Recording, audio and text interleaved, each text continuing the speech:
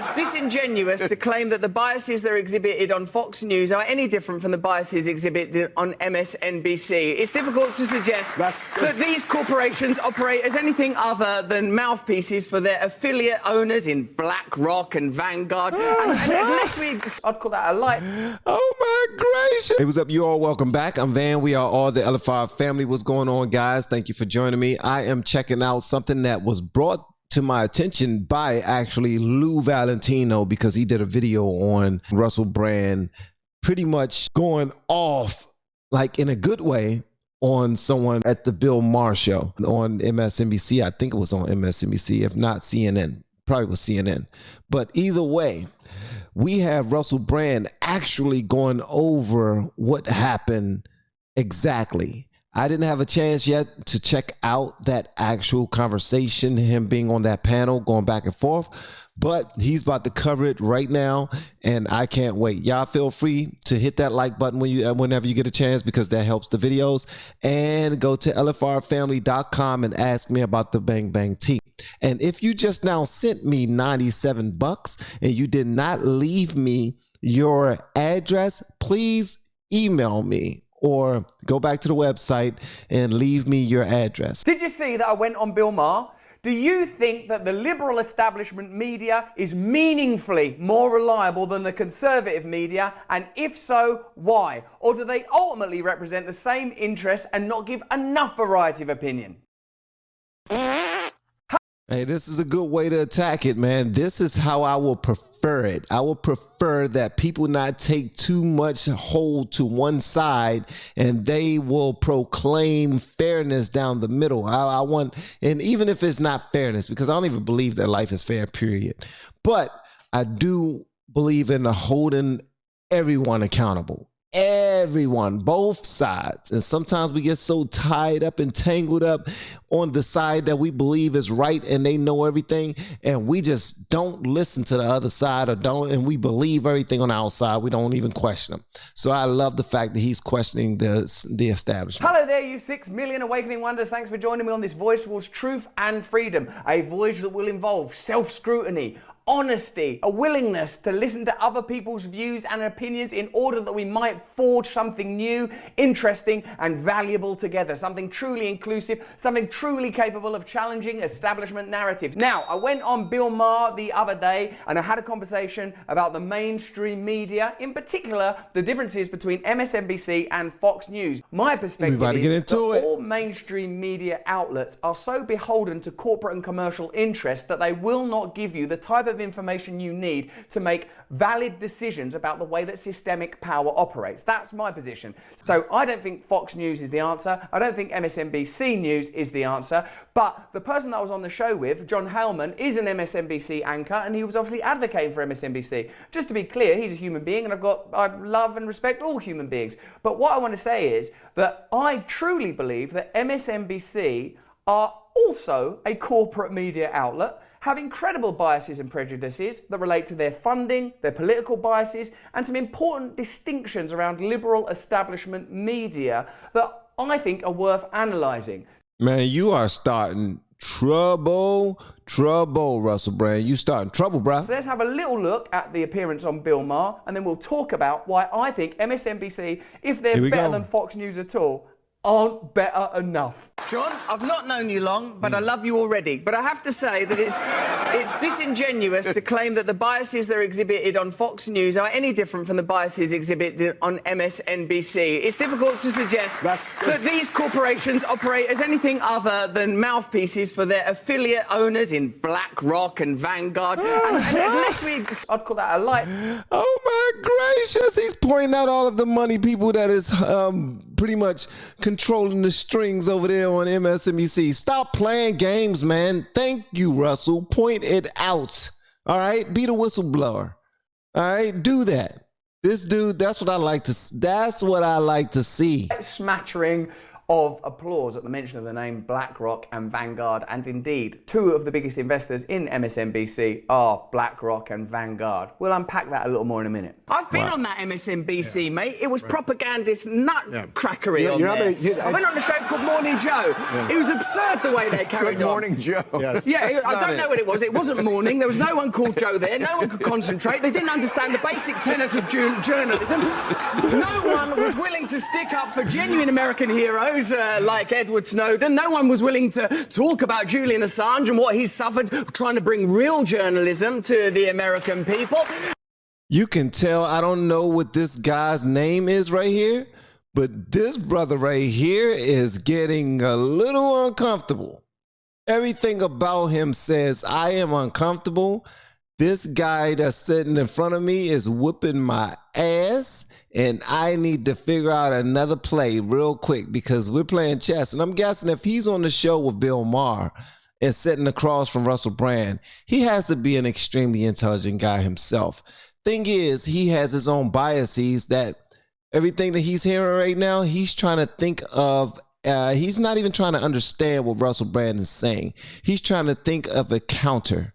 That's what he's doing. And that's where we mess up in conversations because we're always thinking of a counter. We want to think of a response and we miss everything that was said before that. Actually, the motivation of this video isn't aren't I good? The motivation is there's a lot of things that I wish I'd been able to say that I didn't say because I was on the television and I couldn't concentrate properly. Here are some facts about MSNBC that are, in my view, truly startling and at very least cause for a genuine analysis about the role of the media in our culture. And when we look at the pandemic, and I don't want to dwell there because I think it's revealed enough to us, the stuff they said about unvaccinated people, the stuff they said about mask mandates, the stuff they said about vaccinations, all of it subsequently looks like it was worthy of a lot more conversation, and it's difficult to imagine that MSNBC's financial relationship with, for example, Pfizer did not influence their reporting on, for example, vaccines. Maybe I'm being incredibly cynical. Let me know in the chat, let me know in the comments if you think that MSNBC's relationship with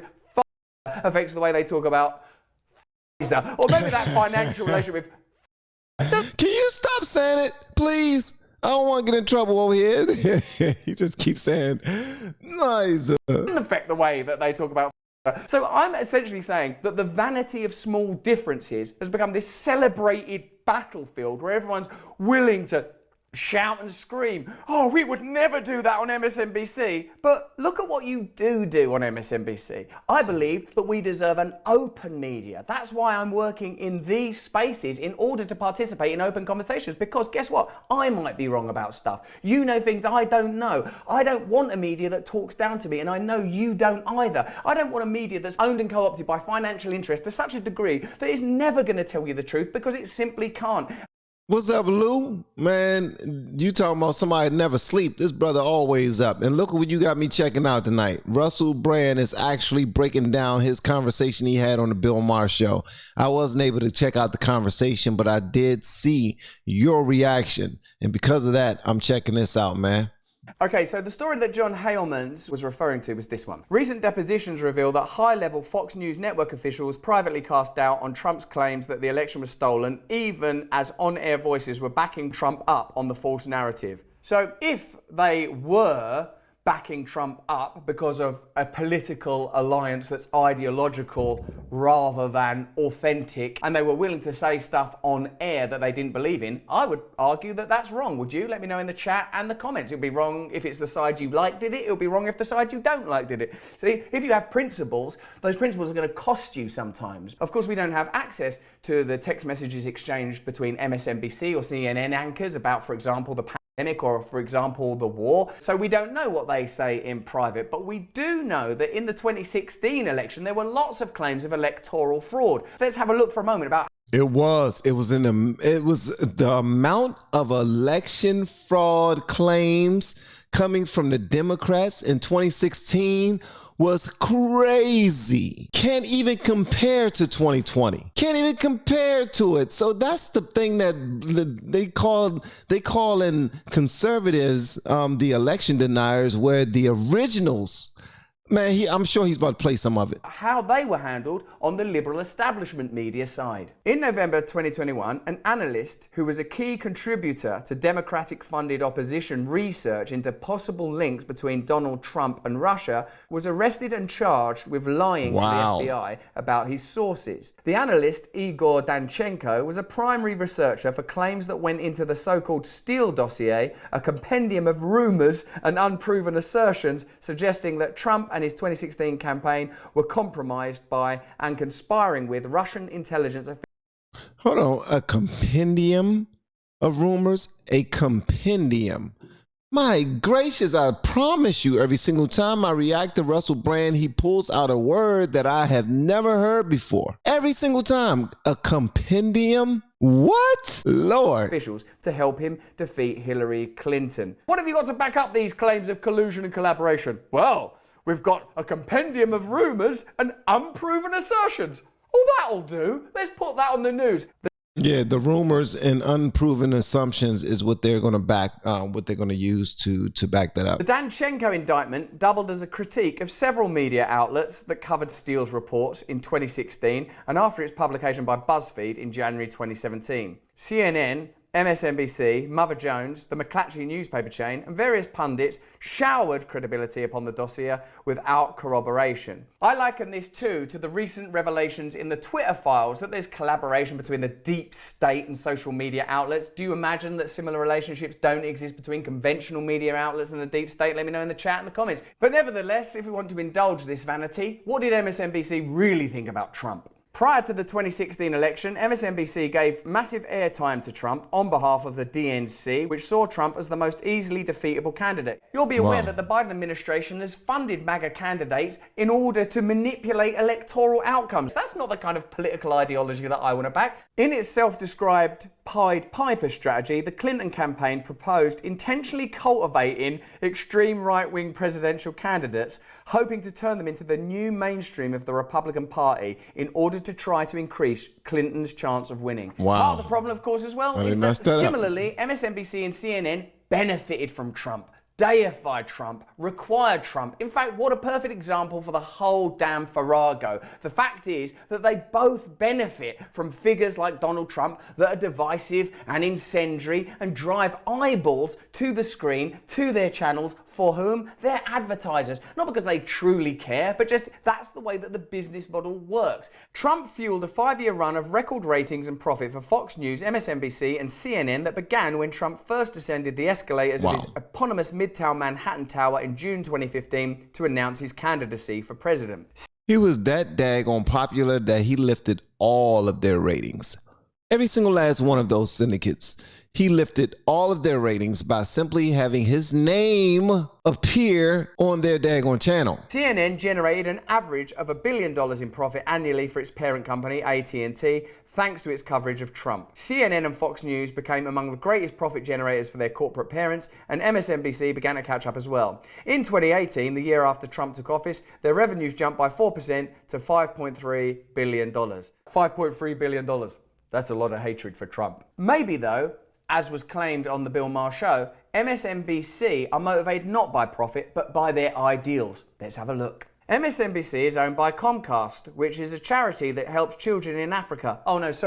Which is a subsidiary of General Electric, the 14th largest defense contractor in the US. Huge. When are these children going to get helped? Huge. And the homeless too. The top 3 institutional shareholders for MSNBC are, wait for it, Vanguard, BlackRock, and State Street Corp. Now, unless State Street Corp is something to do with Sesame Street, that's not a good look. Here is what you will not hear on MSNBC. You will not hear experts who criticize insurance or pharmaceutical companies, and you will not hear experts who criticize Wall Street. Wow.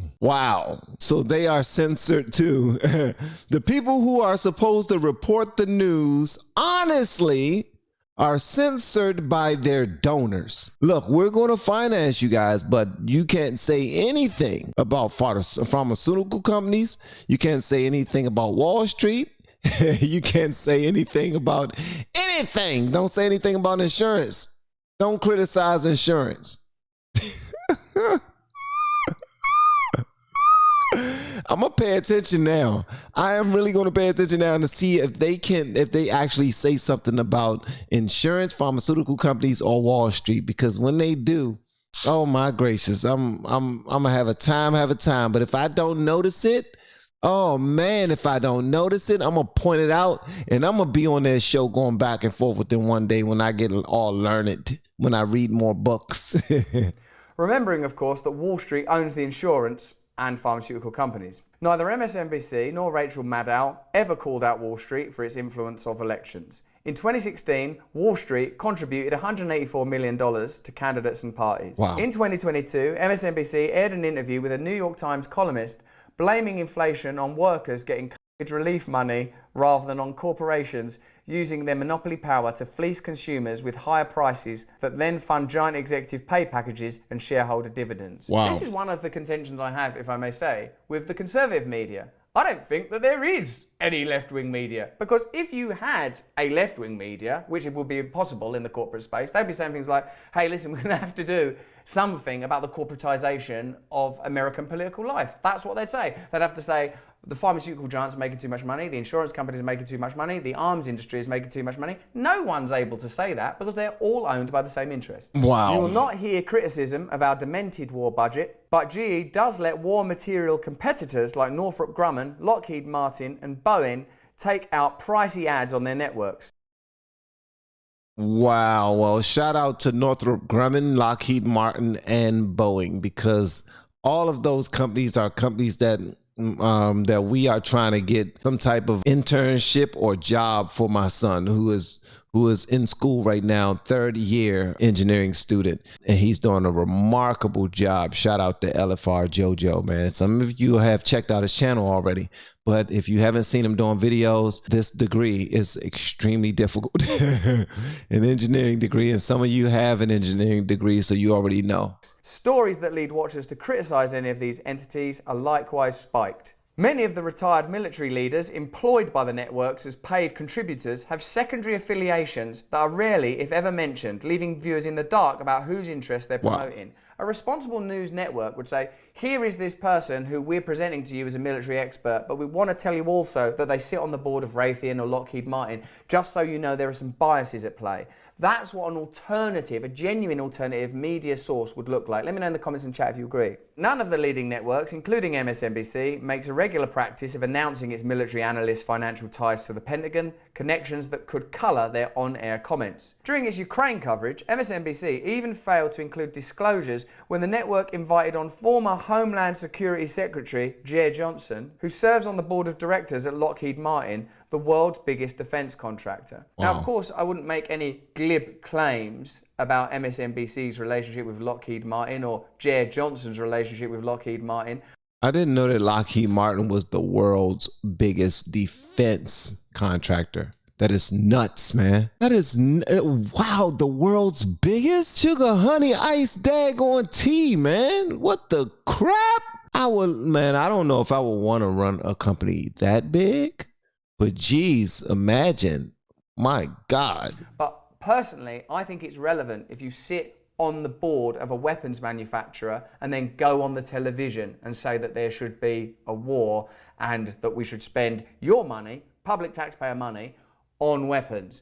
As Julian Assange said, the function of government is to extract public money and put it into the hands of private companies. How often over the last few years have you seen that template play out? MSNBC now regularly features Bill Crystal. That's not Billy Crystal out of Harry Met Sally and Monsters Inc., who I like and I believe is against war, who bears major responsibility for the bloody 2003 invasion of Iraq and one of the ineffectual godfathers of the neoconservative agenda taken up by the Bush-Cheney White House. Again, that's not Billy Crystal, who was not involved in Iraq and I believe was, generally speaking, suspicious that they would ever find weapons of mass destruction. John Goodman! Cable news viewership jumped during Russia's invasion of Ukraine. CNN, Fox and MSNBC collectively averaged 6.4 million viewers in prime time, up from their January average of 4 million. So not only are they connected to the military-industrial complex through their ownership by Comcast and ultimately General Electric, who make money through selling weapons, but they drive viewers to their channels through reporting excessively on the war.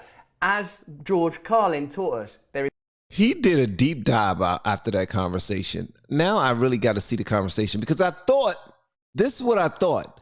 I thought he was going to show some of the conversation and point out some things that some points that were made, some points that were missed, the reason why it was so contentious, just breaking down the whole vibe, the whole mood, how the whole conversation was like, just point out that he probably would have even said just, we had a back and forth for 45 minutes, but that one part right there, that 1 5-minute part, it started getting all heavy because this happened and then I said this and he said that.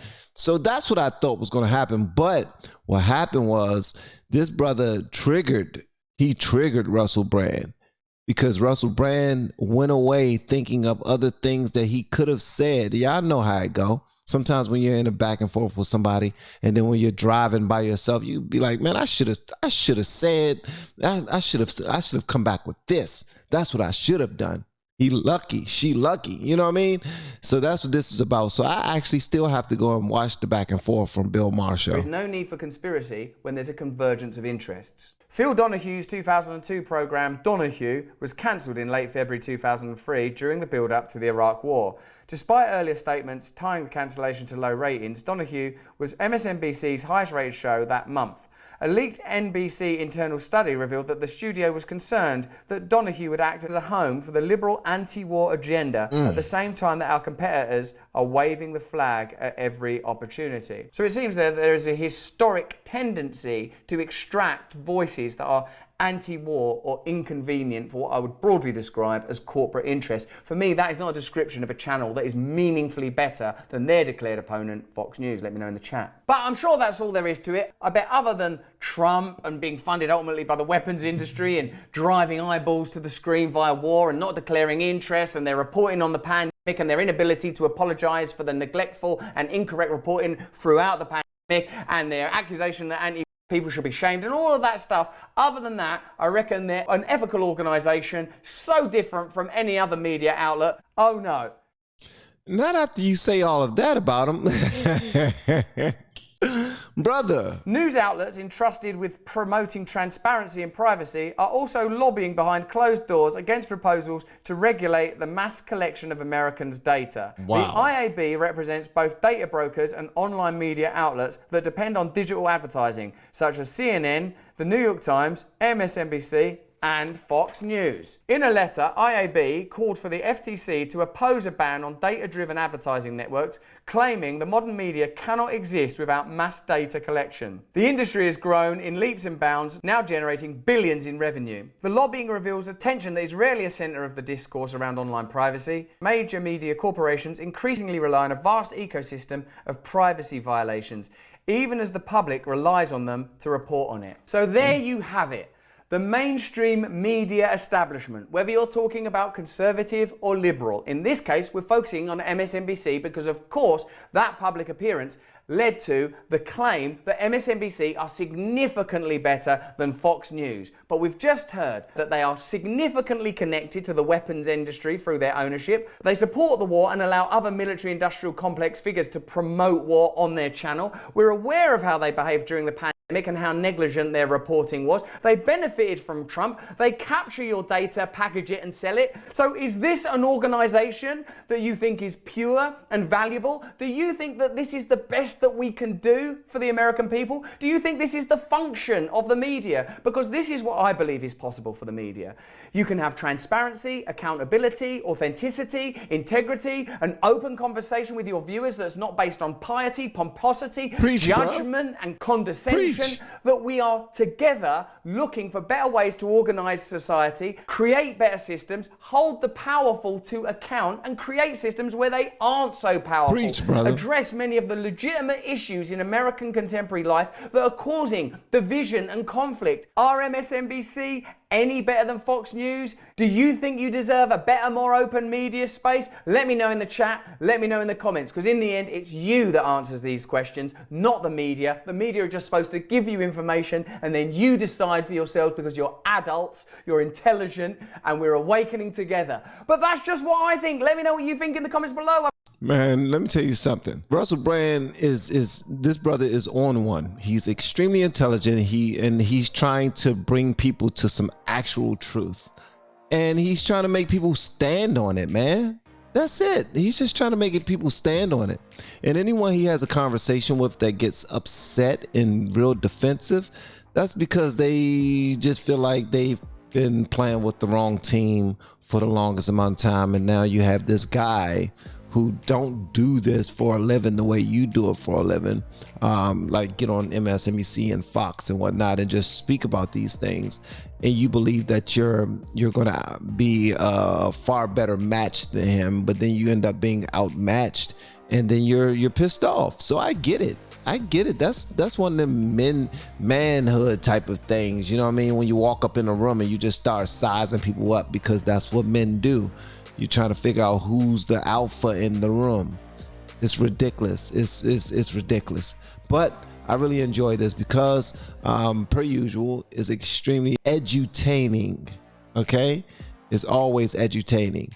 So I always enjoy it because of that. Because it's not just making me laugh or anything like that or keeping my attention, but it's serving me with actual knowledge that I can look at later.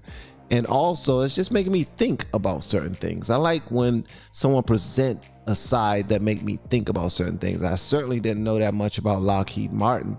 And I did not know that Lockheed Martin, Northrop and Grumman, and Boeing were all huge contributors to MSNBC. Didn't know that at all.